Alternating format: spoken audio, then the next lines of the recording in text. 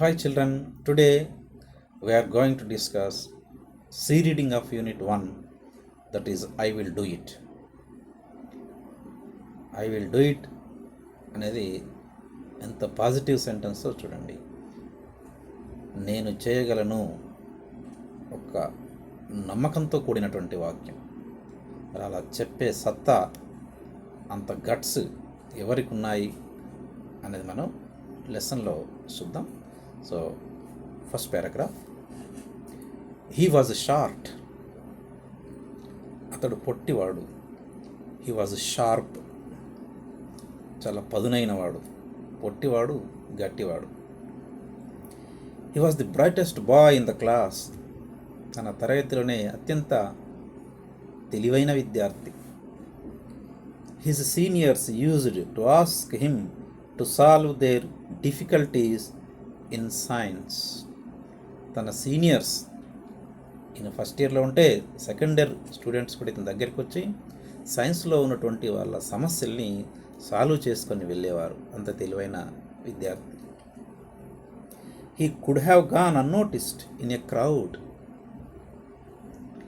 అంత గొప్ప మేధావి గుర్తించబడి ఉండకపోయేవాడు.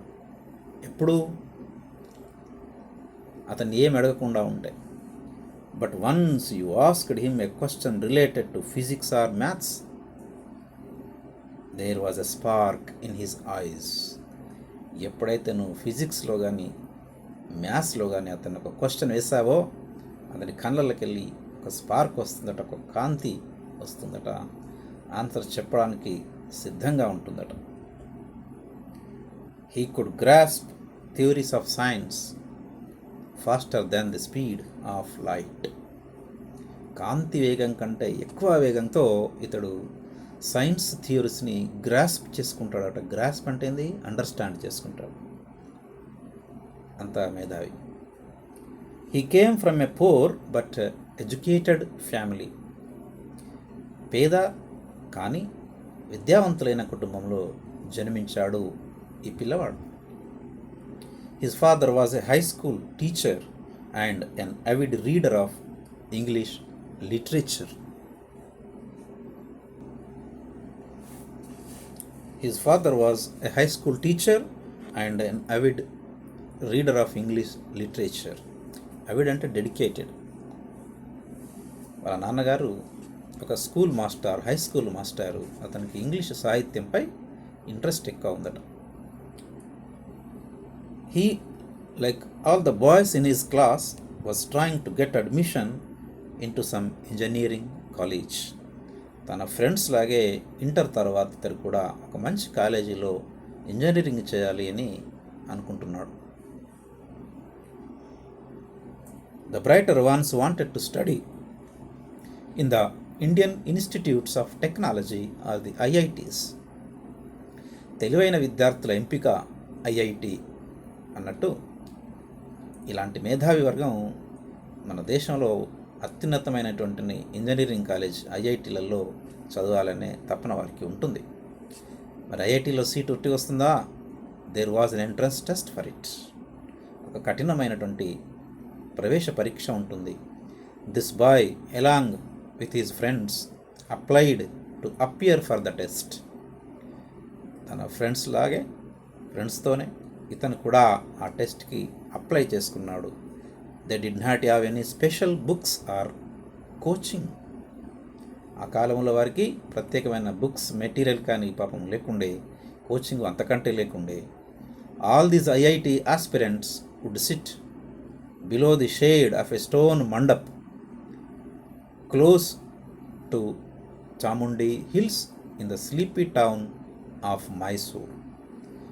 ఈ బ్యాచ్ అంతా కూడా మైసూర్ స్లీపీ టౌన్ అన్నాడు. స్లీపీ టౌన్ అంటే నిద్రపోయే టౌన్ కాదు, పీస్ఫుల్గా ఉండేటటువంటి టౌన్ని స్లీపీ టౌన్ అన్నాం. ఆ టౌన్లో ఒక దూర ప్రాంతానికి వెళ్ళి, కొండల దగ్గరికి వెళ్ళి అక్కడ అందరు కూడా కూర్చొని స్టోన్ మండప్ అంటే మండపం, రేజ్డ్ ప్లాట్ఫామ్, ఆ గద్దె మీద వచ్చే నీడ కూర్చొని చదువుకుంటుండేవారు ఐఐటి ఆస్పిరెంట్స్ అంటే ఏంది? ఆశావాహులందరూ కూడా, ఈ బ్యాచ్ అంతా కూడా. He was the guide for the others. ఆ బ్యాచ్కి ఇతను ఒక గైడ్ లాంటివాడు, మార్గదర్శకుడు. While the others struggled to solve the problems in the question paper, he would smile shyly and solve them in no time. Model papers అన్నీ practice చేస్తున్నటువంటి సమయంలో మిగతా వాళ్ళందరూ చాలా ఇబ్బంది పడుతూ ఉంటే ఇతను షైలీ, సిగ్గుగా, బిడియంగా, స్మైల్ అలా నవ్వుతూ క్షణాలలో వాటిని అన్నిటిని ఆన్సర్ చేసేవాడంట. He sat alone below a tree and dreamt of studying at IIT. ఇతను ఒంటరిగా కాస్త దూరంగా కూర్చొని నేను ఐఐటిలో చదవబోతున్నాను అని కలలు కంటా ఉన్నాడు ఒక చెట్టు కింద కూర్చొని. ఎందుకు? It was the ultimate aim for any bright boy at that age, as it still is today. ఐఐటిలో చదవడం అనేది అప్పటి నుంచే కాదు, ఈరోజు వరకు కూడా విద్యార్థుల ఒక టార్గెట్గా ఉంటుంది, ఒక లక్ష్యం. అది ఐఐటిలో సీట్ సంపాదించాలి. అల్టిమేట్ ఎయిమ్, అల్టిమేట్ అంటే ఏంది?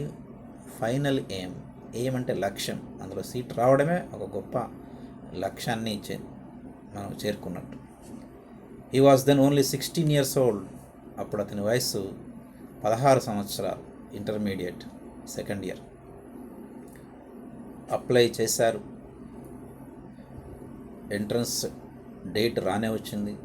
The day came. డే అంటే ఇంపార్టెంట్ రోజు రానే వచ్చింది. డిసైజివ్ డే, నిర్ణయాత్మకమైన దినం రానే వచ్చింది. He came to Bengaluru, stayed with some relatives and appeared for the entrance test. బెంగళూరులో ఎంట్రన్స్ రాయాల, అక్కడ ఉన్నటువంటి వాళ్ళ బంధువుల ఇంట్లోకి వచ్చాడు. ఎంట్రన్స్ టెస్ట్ అపియర్ అయ్యాడు, రాశాడు. He did very well but would only say okay when asked. ఆయన బాగానే చేసిండు, కానీ అడిగితే ఏమన్నాడు? ఓకే అన్నాడు. It was opposite when it came to food. ఆయన ఓకే అన్నాడు అంటే అది కాస్త రివర్స్ మీనింగ్ అయ్యే అవకాశం ఉంటుంది. ఎందుకంటే ఆయన ఏమంటాడట, when he said okay it implied bad. బాగా రాయలేదనుకో ఓకే అని చెప్తాడు. When he said good it implied okay. బాగా రాశాడనుకోండి, బాగా రాసా గుడ్ అని చెప్పాడు, ఓకే అని చెప్తాడు. ఓ మోస్తారుగా రాశాను. When he said excellent it implied good. Excellent అంటే అద్భుతంగా రాసిన అని అర్థం కాదట. గుడ్, ఓకే కంటే కాస్త నెక్స్ట్ డిగ్రీ కంటే రాశానని చెప్పేసి. ఇలా ఎందుకు చెప్తాడట? His principle was never to hurt anyone. అతడు ఎవరిని కూడా గాయపరిచే ఆలోచన అతనికి లేదు, అతని సిద్ధాంతం అది కాదట. Okay, the IIT entrance results వచ్చేసాయి. He had passed with high rank. చాలా మేధావి కనుక మంచి ర్యాంక్తో ఎంట్రన్స్ నెగ్గాడు. What a delight for any student. ఐఐటిలో సీట్ కన్ఫామ్ అయింది అనగానే ఎంత డిలైట్ అంటే హ్యాపీ, ఏ విద్యార్థికైనా సంతోషం కలుగుతుంది. హీ వాజ్ థ్రిల్డ్, ఎగ్జైట్ అయ్యాడు. థ్రిల్డ్ అంటే ఉత్తేజంతో పొంగిపోయాడు, ఎగ్జైట్మెంట్ వచ్చేసింది. ఆ రిజల్ట్ పేపర్ పట్టుకున్నాడు, వాళ్ళ నాన్న దగ్గరికి వెళ్ళిండు. ఏమంటున్నాడు? He went to his father who was reading a news paper. నాన్నగారి దగ్గరికి వెళ్ళిండు. అప్పుడు అతను న్యూస్ పేపర్ చదువుతూ ఉన్నాడు. ఏమన్నాడు? అన్నా, I have passed the exam. వాళ్ళ డాడీని అన్నా అంటాడు. నాన్నగారు, నేను ఎగ్జామ్ పాస్ అయ్యాను. Well done my boy. అతనేమి చెల్లించలేదు. ఈ పిల్లగానంత ఎగ్జైట్మెంట్ అతనిలో లేదు. వెల్ డన్, ఓకే, శభాష్ అన్నాడు. మళ్ళీ అడిగాడు, I want to join IIT. నాన్నగారు, నేను ఐఐటిలో చదవాలనుకుంటున్నాను, జాయిన్ కావాలనుకుంటున్నాను అనగానే his father stopped reading the paper. మామూలుగానైతే ఏ నాన్న అయినా కూడా తప్పకుండా జాయిన్ చేస్తే చదువుకోరు నాయన అని చెప్పేసి అంటూ ఉంటారు. కానీ వాళ్ళ నాన్న ఏమన్నాడు, దానికి నెగటివ్గా అపోజిట్గా పేపర్ చదువుతున్నవాడు ఆ పేపర్ చదవడం ఆపేసి హీ లిఫ్టెడ్ హిజ్ హెడ్, తలకాయ పైకి లేపి, looked at the boy and said with a heavy voice, ఒక బరువైన శబ్దంతో బాధతో ఆ పిల్లవాడితో చెప్తా ఉన్నాడు. ఏమని? మై సన్, చూడు బాబు, you are a bright boy, you know our financial position, నువ్వు చాలా తెలివైన వాడివి, నీకు మన ఆర్థిక స్థితి తెలుసు. I have 5 daughters to be married off and 3 sons to educate, నాకు 5 కూతుర్లు ఉన్నారు, వారు వివాహం చేయాలి, 3 చదివించాలి, ఎంత ఖర్చుతో కూడుకున్నటువంటి అంశం. I am a salaried person, salary అంటే మంత్లీ, శాలరీ రావాలంటే 4 రోజులు వెయిట్ చేయాలి, పైగా ఆ కాలంలో శాలరీస్ చాలా తక్కువ. ఐ కెనాట్ అఫర్డ్ అంటే భరించడము, నేను I cannot afford your expenses at ఐఐటీలో సీట్ వచ్చింది, బాగానే ఉంది, సంతోషమే, కానీ అక్కడ చదివించాలంటే డబ్బులు ఖర్చు అవుతాయి, ఆ ఎక్స్పెన్సెస్ ఖర్చుల్ని నేను భరించలేను నాయనా అని బాధతో చెప్పాడు. మరి ఏమన్నాడు? You can stay in Mysore, నువ్వు మైసూర్లోనే ఉండి చదువుకో, and study as much as you want, నువ్వెంత చదువుకుంటావో అంత చదువుకో, ఇక్కడే చదివిస్తాను అన్నాడు. అప్పటి తన సిచ్యువేషన్ ఎట్లా ఉంటుందో చూడండి.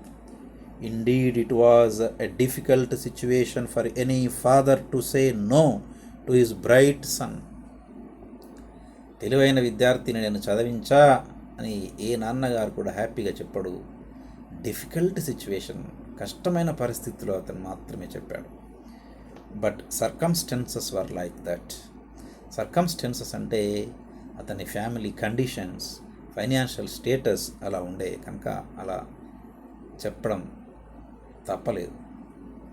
It was common then for the man to be the single earning member with a large family dependent on him, ఆ కాలంలో ఒకడే సంపాదించడము, సింగిల్ అర్నింగ్ మెంబర్, ఆ సంపాదనతోనే ఒక 10 మంది తినడం, అది సర్వసాధారణంగా ఉండే ఏ ఫ్యామిలీస్నైనా కూడా. His father was sad that he had to tell the bitter truth to his sun, bitter truth, చేదు నిజాన్ని తన అబ్బాయికి చెప్పే పరిస్థితికి రావడం చాలా ఇబ్బందికరంగా ఉండే వాళ్ళ నాన్నగారికి. But it could not be helped, కానీ చెప్పక తప్పలేదు, నిజాన్ని దాచుకోలేదు, వాస్తవాన్ని వ్యక్తపరిచాడు. The boy had to understand reality, reality అంటే వాస్తవాన్ని ఆ పిల్లవాడు అండర్స్టాండ్ చేసుకునే పరిస్థితి వచ్చింది. ద టీనేజర్ వాజ్ డిసప్పాయింటెడ్ అంటే ఆశ భంగం అవడము, నిరాశ చెందడం. నాన్నగారు నన్ను చదివిస్తారనుకున్నాడు, కానీ నెగిటివ్ రిజల్ట్ వచ్చింది, నాన్నగారి దగ్గర చదివించలేని పరిస్థితిలో ఉన్నా అన్నాడు. It seemed his dreams had burned to Ashes, అంతవరకు అతడు కన్న కలలన్నీ కూడా బుగ్గిపాలయ్యాయి, యాషెస్ అంటే బూడిద పాలయ్యాయి అనుకున్నాడు. He was so near to fulfilling his fondest hope, fondest అంటే హ్యాపీయెస్ట్, తన నమ్మకాన్ని తన లక్ష్యాన్ని చేరుకుంటున్నాడు అని చెప్పేసి అనుకున్నాడు అంతవరకు అతను. ఎట్ సో ఫార్, కానీ ఆ లక్ష్యం దూరంగా వెళ్ళిపోయింది. ఫార్ అంటే దూరం.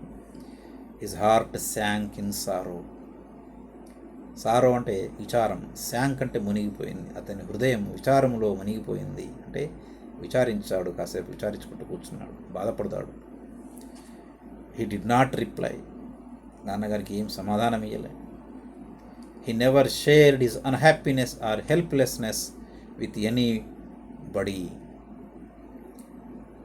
ఇతడు ఎప్పుడైనా కూడా అతనికి బాధ కలిగిన, అసంతోషం కలిగిన బయటి వాళ్ళతోని పంచుకునేవాడు కాదు. అలాంటి వాళ్ళని ఏమంటారంటే ఇంగ్లీష్లో he was an introvert by nature, introvert అంటే తన బాధని ఇతరులకి చెప్పకుండా తనలోనే దాచుకుంటూ ఉన్నవాడిని ఇంట్రోవర్ట్ అంటాం. బై నేచర్ అంటే అతని లక్షణం అలాంటిదన్నమాట. His heart was bleeding but he did not get angry with anybody. Heart was bleeding, లోపల రగులుతున్నది, కోపం వస్తున్నది, కానీ ఆ కోపాన్ని బయటికి ప్రదర్శించలేదు. ప్రదర్శించిన లాభం లేదు కనుక. ద డే కేమ్, ఆ రోజు రానే వచ్చింది. ఏ రోజు? His classmates were leaving for Madras, now Chennai. వీళ్ళ దోస్తులందరూ ఎంట్రన్స్ పాస్ అయ్యారు, ఎందుకంటే అంత మేధావి బ్యాచ్ కనుక. అందరూ కూడా చెన్నైకి వెళ్ళడానికి సిద్ధమవుతున్నారు. They were taking a train from Mysore to Madras. Chennai పాత పేరు మద్రాస్. మద్రాస్కి అందరు ట్రైన్ బుక్ చేసుకున్నారు, అందరూ సిద్ధమయ్యారు.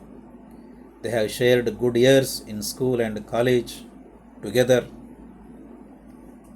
వాళ్ళందరూ తమ తమ రోజుల్ని కాలేజీలో, స్కూళ్ళలో గడిపిన రోజులన్నింటినీ గుర్తు చేసుకుంటూ ఆనందాన్ని వ్యక్తం చేసుకుంటున్నారు, షేర్ చేసుకుంటున్నారు. He went to the station to say good bye and good luck to them for their future life. మరి అందరికీ దోస్త్ కనుక, పైగా అందరి సమస్యల్ని సాల్వ్ చేసినటువంటి మేధావి కనుక, తన ఫ్రెండ్స్కి, చెన్నైకి వెళ్తున్నటువంటి ఫ్రెండ్స్కి టాటా చెప్పడానికి, గుడ్ బై చెప్పడానికి, గుడ్ లక్ చెప్పడానికి స్టేషన్కి వెళ్ళాడు ఈ పిల్లవాడు. At the station his friends were already there. అప్పటికే ఇలా మిత్రులందరూ కూడా స్టేషన్కు చేరుకొని ఉన్నారు. They were excited and talking loudly. ఒకరితో ఒకళ్ళు బిగ్గరగా హ్యాపీగా మాట్లాడుకుంటున్నారు. ఎగ్జైట్మెంట్, ఉత్తేజం వస్తూ ఉన్నది. The noise was like the chirping of birds. వాళ్ళు మాట్లాడుతూ ఉంటే ఎట్లా ఉంది శబ్దం అట, పక్షుల కూతల్లా ఉన్నాయంట. ఆ రైల్వే స్టేషన్ అంతా మారుమోగుతూ ఉన్నది. They were all excited and discussing their new hostels, new courses etcetera. వాళ్ళు చదవబోయే కోర్సు గురించి, జాయిన్ కాబోయే హాస్టల్ గురించి ఇప్పుడే వాళ్ళు ఆలోచించుకుంటూ, చర్చించుకుంటున్నారు. He was not part of it. కానీ ఈ పిల్లవాడు ఆ చర్చలలో పాల్గొనలేకపోయాడు. So he stood there silently. కనుక అలా సైలెంట్గా, నిశ్శబ్దంగా నిల్చుండిపోయాడు. One of them noticed and said. ఈ లోపల తన మిత్రులు ఇతన్ని రాక చూసి గమనించి అడిగాడు, ఏమని? You should have made it.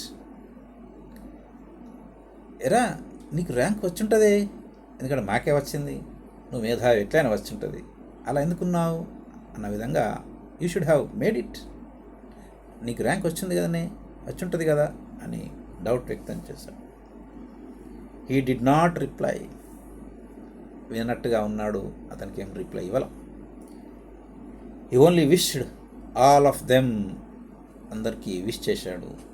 They waved at him as the train slowly left the platform. అలా ట్రైన్ ఎక్కారు, మెల్లగా ట్రైన్ మూవ్ అవుతూ ఉన్నది. అందరికీ ఇతడు గుడ్ బై చెప్పాడు, గుడ్ లక్ చెప్పాడు. వాళ్ళు కూడా ఇతనికి చేతులుపుతూ టాటా చెప్తా ఉన్నారు. He stood there even after he could no longer see the train or the waving hands. అలాగే ఇట్లా టాటా చెప్పుకుంటూ ఊపుకుంటూ ట్రైన్ దాటిపోయినా కూడా, వాళ్ళు కనబడకున్నా కూడా ఇలా ఊపుతూ నిల్చున్నాడు కాసేపు. It was the June of 1962 in Mysore city. ఈ దృశ్యం ఎప్పుడు జరిగింది? మైసూర్ సిటీలో జూన్ 1962 సంవత్సరం జరిగింది. Monsoon had set in and it was getting dark. మరి జూన్ కనుక మన్సూన్, ఋతుపవనాలు, వర్షాకాలం స్టార్ట్ అయింది. కాస్త వాతావరణం డార్క్ అయింది. It had started to drizzle. Drizzle అంటే తుంపర, లైట్ రెయిన్ స్టార్ట్ అయింది. At he stood there motionless.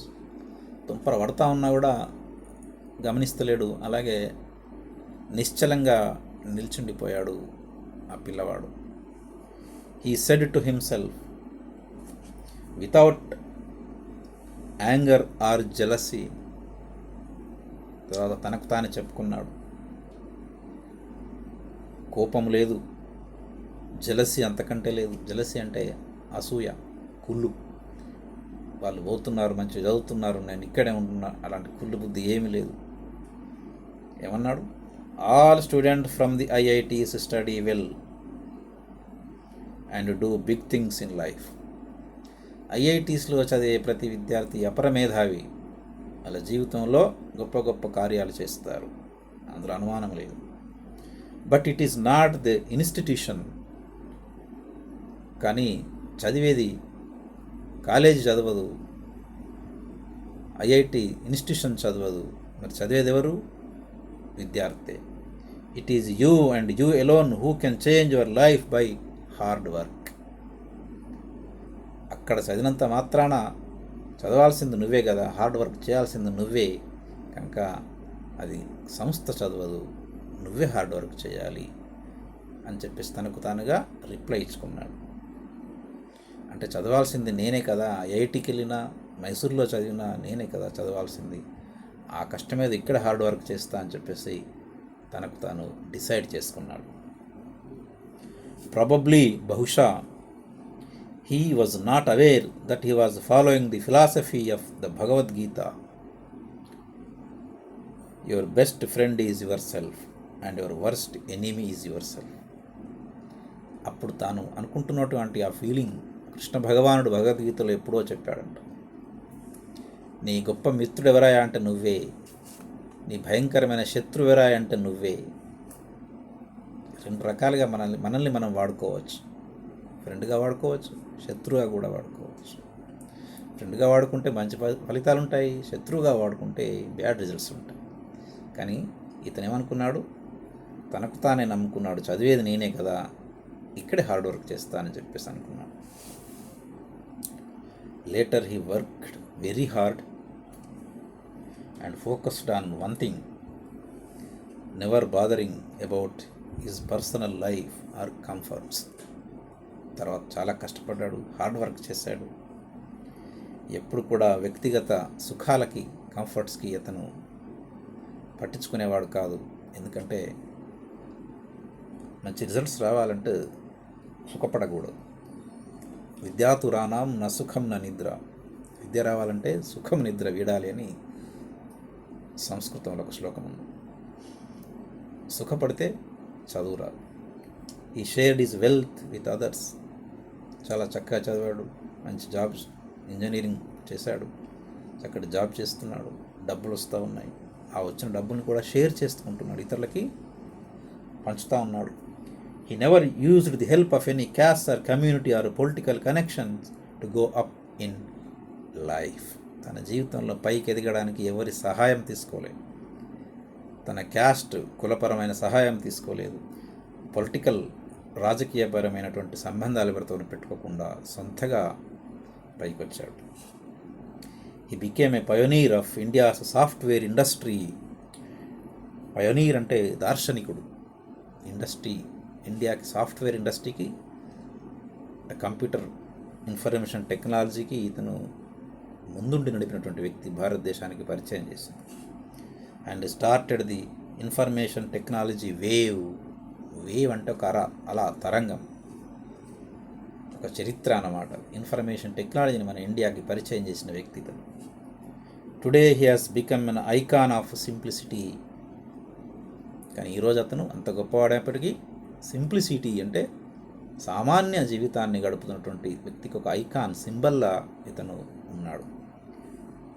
Uncompromising quality. Uncompromising అంటే వెనకడుగు వేసేదెలా, తగ్గేదేలా అంటాం కదా, వెనకడుగు వేసేదెలా, అట్లాంటి జీవితాన్ని, అట్లాంటి గుణం అతనికి ఉన్నది. అండ్ ఫెయిర్నెస్, ఎక్కడ కూడా అన్యాయానికి తావులేదు, అక్రమానికి తావు లేకుండా చాలా చక్కగా ఫెయిర్గా ఉండేవాడు. Apart from being a philanthropist. Philanthropist అంటే ఎవరు?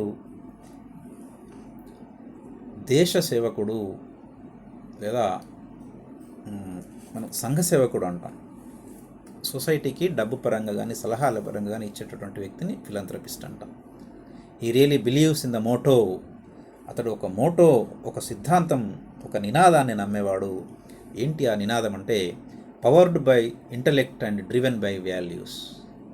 ఇంటలెక్ట్ అంటే మేధావి, తెలివితేటలతోటి మనం శక్తి సంపాదించాలి. విలువలతో కూడిన జీవితాన్ని కొనసాగించాలి అని చెప్పేసి. విలువలు లేని జీవితం వృధా. మరి ఇంత గొప్ప వ్యక్తి పేరు మనం తెలుసుకోవాలి కదా. He is none other than Nagavara Ramarao Narayanamurthy, the founder of Infosys, a leading IT company in the world. ఇంతవరకు మనం చర్చించుకుంటున్నటువంటి వ్యక్తి ఎవరయ్యా అంటే, ఈరోజు ప్రపంచంలోనే ఒక గొప్ప ఐటీ సంస్థగా పేరొందిన ఇన్ఫోసిస్ వ్యవస్థాపకుడు ఎన్ఆర్ నారాయణమూర్తి. మరి వ్యాసం రాసింది ఎవరబ్బా అంటే స్వయంగా వారి భార్యామణి Sudhamurthy. That's all for the lesson. Thank you for watching. Subscribe my channel. Bye bye.